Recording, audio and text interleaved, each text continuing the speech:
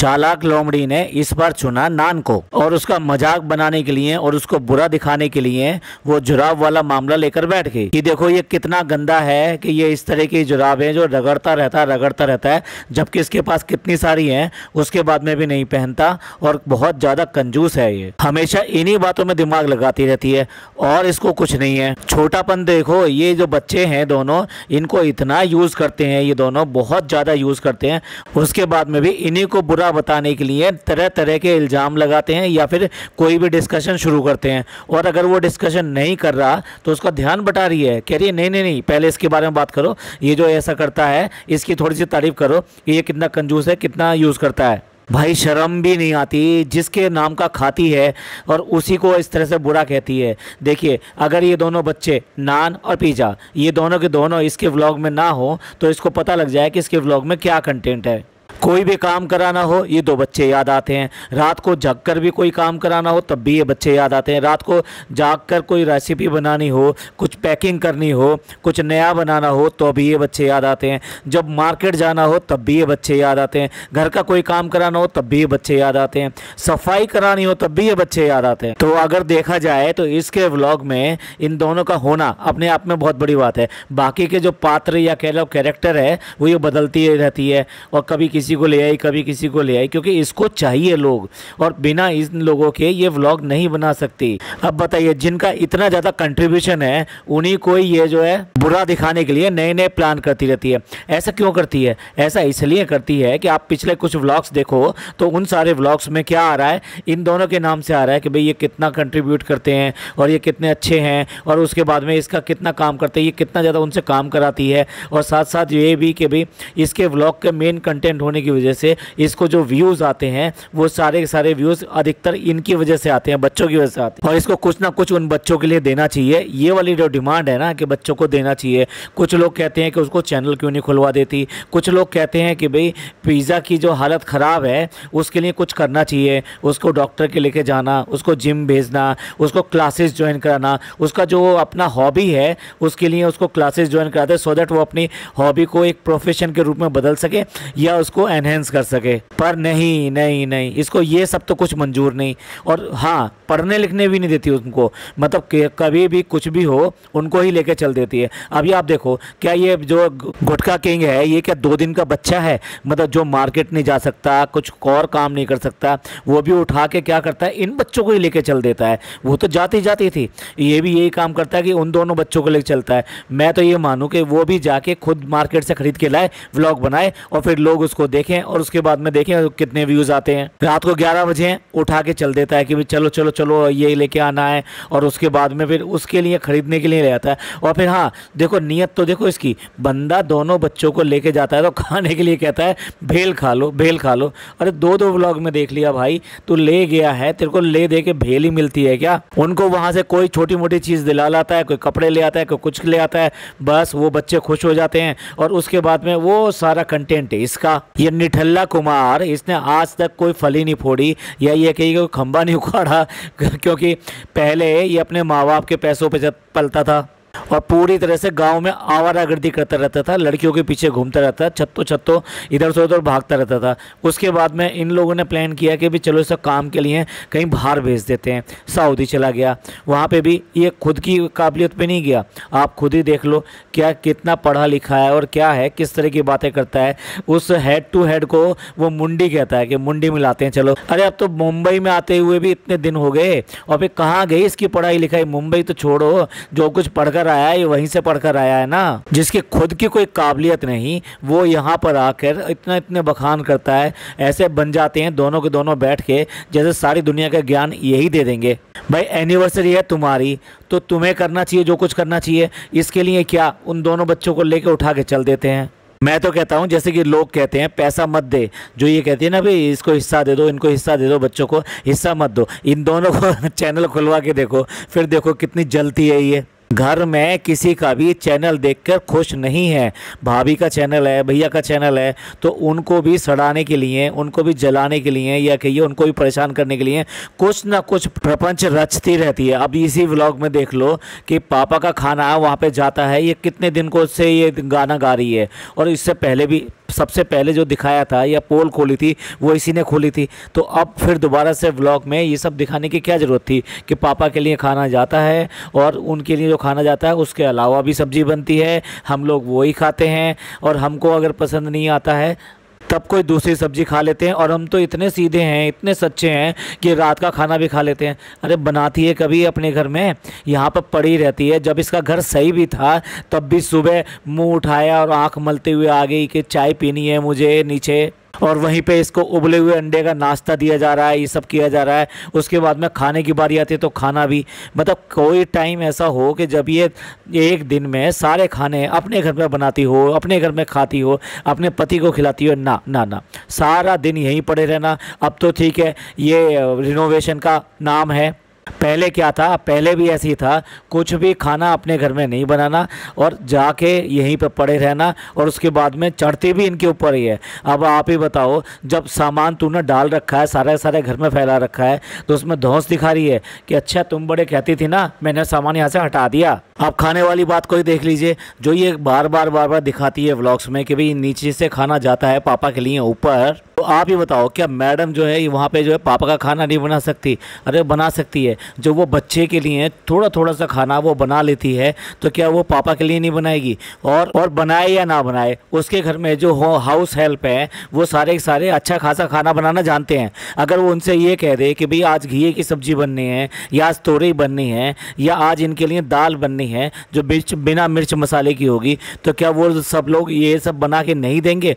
और तरीके से नहीं बनाएंगे जैसा कि बनना चाहिए? भाई बिल्कुल बना कर दे देंगे, और मैडम भी बना सकती हैं। लेकिन ऐसा क्यों है कि वो नीचे से आता है? वो ऐसा यूँ है कि ये पहले से ही इनका चला आ रहा है कि भाई मम्मी है तो मम्मी जो है वो उसकी पापा की केयर करती हैं। तो उस टाइम में जब ये बीमारी से वहाँ से वापस आए थे तो वो खाना बना के उनको अपने हाथ से देती थी।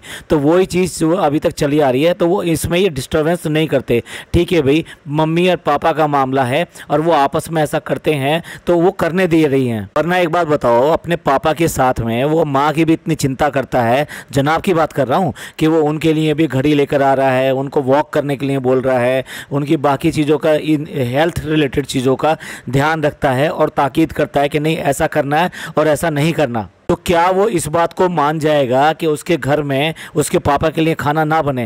भाई बिल्कुल बिल्कुल नहीं मानेगा। तो वो बेसिकली क्या है, क्योंकि माँ उसको बनाकर लेकर जाती है, यानी वाइफ हस्बैंड की मामला है, इसलिए वो जो बीच में नहीं आए ये लोग, और उसको आज तक चले आ रहे। तो उसको यूज़ करके उनको बुरा बताने के लिए कि देखो भाभी तो ऐसी हैं कि पापा को भी खाना नहीं बना के दे सकती, और ये कैसी बहू है कि जो बीमार ससुर के लिए भी खाना जो तैयार नहीं करती है। अपनी तरफ तो देख, अपने सास ससुर के लिए तो क्या करती है, कितनी बार तूने खाना बना के खिलाया।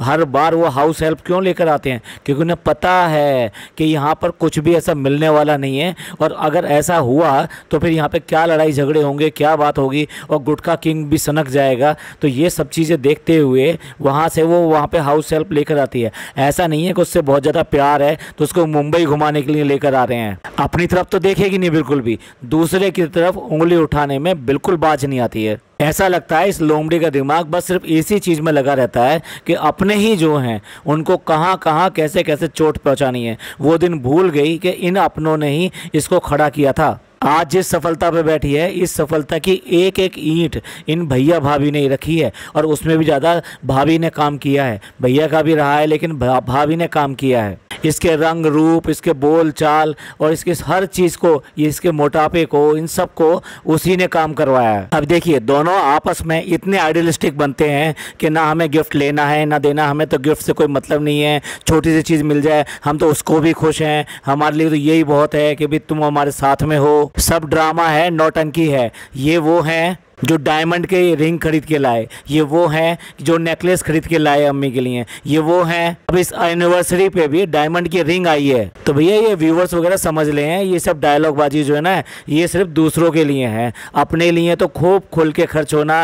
वो 6 लाख की भी अंगूठी आती तब भी कोई बात नहीं थी, और चाहती तो यही थी कि 6 लाख की अंगूठी आए। कह रही थी ना सॉलिडेयर वाला जो है डायमंड चाहिए उसको, जो अकेला डायमंड होता है। इतने अच्छे बन के दिखाएंगे व्लॉग के अंदर, इतने अच्छे बन के दिखाएंगे सबके सामने। नहीं, हमें इन सब चीज़ों से कोई प्यार मोहब्बत नहीं है। हम जो है आपस में एक दूसरे के प्यार से बहुत खुश हैं। और जैसा कि गुटखा किंग जो तारीफ करे जा रहा है कि नहीं नहीं वो तो बहुत भोली है, उसको कुछ नहीं चाहिए और वो हमेशा जो सबके लिए करती रहती है, तो ले आता ना उसके लिए चूड़ियों का सेट ले आता और एक मेकअप किट ले आता, एक परफ्यूम ले आता, बस ये छोटी छोटी चीज़ें लेके चले आता ना, वो भी 2-2 4-4 पैसे वाली। इतना ज़्यादा खर्च करने के लिए नहीं कि किसी ब्रांड के लिए ले गए और वहाँ से लेकर आए हैं। तब देखते हैं इसका नखरा। वो प्रिंसेस अपने आप को ऐसे ही नहीं कहलवाती, वो पूरी पैम्परिंग कराती है और अगर उसकी पैम्परिंग में जरा सी भी कमी रह जाए तो फिर उसकी आंखें देखो गोल गोल कैसे घूमती हैं और मुंह कैसा बनता है और उसके बाद में बच्चों की वॉइस कैसे निकलती है। तो देखो इसको मतलब किससे प्रॉब्लम नहीं होती, जिससे भी प्रॉब्लम होती है उसको शेड करने से छोड़ती नहीं है, चाहे वो खाला हो, चाहे अम्मी हो, चाहे ये दोनों बच्चे हों। और भैया भाभी तो आज की डेट में इसके टारगेट पर रहते ही हैं। भाई कौन है ऐसा, मुझे तो नज़र नहीं आता कोई भी इन दोनों के आपस में, सिवाय बल्कि आपस में भी एक दूसरे को शेड करने से बाज नहीं आते। बस इनके पापा ही हैं जिनके लिए कुछ नहीं कहती है। और व्लॉग बनाते समय तो कितना संभाल के बोलती है, कुछ ऐसा ना दिख जाए, कुछ वैसा ना दिख जाए, और ऐसे भोले तरीके से बोलेगी। और किसी को भी शेड करते समय वो डायरेक्टली नहीं कहेगी, इनडायरेक्टली बात करेगी, जिससे कि कोई भी उसको ये ना कह सके। यही कहेगा कि भाई ये तो आम तरीके से बोल रही है, ऐसे बात कर रही है, पर ये छोड़ती किसी को भी नहीं है। वो घर का चाहे कोई भी मेम्बर हो, थोड़ा बहुत भी तारीफ हो जाए उसकी या कुछ भी अच्छा हो जाए, छोड़ती नहीं है ये बिल्कुल भी। और भाई बर्थडे हो या फिर ये एनिवर्सरी हो, जब ये केक काटते हैं ना तो एक पीस उठाते हैं उसमें से और उसको सबको खिलाते चले जाते हैं, खिलाते चले जाते हैं। यानी एक का दूसरे मुंह में, दूसरे का तीसरे मुंह में, तीसरे का चौथे मुंह में। अरे घर भी हो तो तब भी आप सब लोगों को एक जैसा नहीं कर सकते, ये बिल्कुल हाइजीनिक नहीं है। नॉर्मली तो ये ऐसा होता है कि जब आप केक कट करते हैं और उसके बाद में वो पीस कट करते हैं तो कोई भी बड़ा जो है आपको खिला देगा, नहीं तो आप उसको निकाल कर अपने जो भी सबसे बड़ा है, लाइक आपकी मदर बैठी हुई है तो मदर को खिला दिया, या जिसको भी आप मतलब किसी एक को या दो को अपना अच्छा सबसे बड़ा समझते हो, सबसे मान देते हो, आप उन दोनों को खिला देते हो। और इस तरीके से करते हैं बाकी सब लोग भी। हमारे घर में तो ऐसे ही होता है कि बाकी सब लोग इस बात के लिए कोशिश करते हैं कि वो लोग हमको आके केक खिलाएं, यानी जिसका बर्थडे है उसको जाके केक खिलाएं, बजाय इसके कि एक पीस लिया और वो सब के मुंह में चला गया, उसके मुंह में भी जाएगा, उसके मुंह में भी जाएगा। और फिर यहाँ तो भाई छी, ये जो आदमी है जिसके दांतों का हमेशा रंग जो है लाल पड़ा रहता है, काला पड़ा रहता है, वो अपने मुंह का वो सबको खिला रहा है। भाई वाह, ये तो खैर गुटके वाला है। लेकिन अगर बाकियों की भी बात करें ना, जनाब खिलाएं या फिर मैडम खिलाएं, ये पता नहीं क्या इन लोगों ने किया है कि एक पीस काटना है और वो एक पीस में पूरे घर को जब तक थोड़ा थोड़ा नहीं खिला देंगे जब तक ख़त्म नहीं करेंगे। भाई आप अलग अलग पीस ले लो और अलग अलग खिला दो।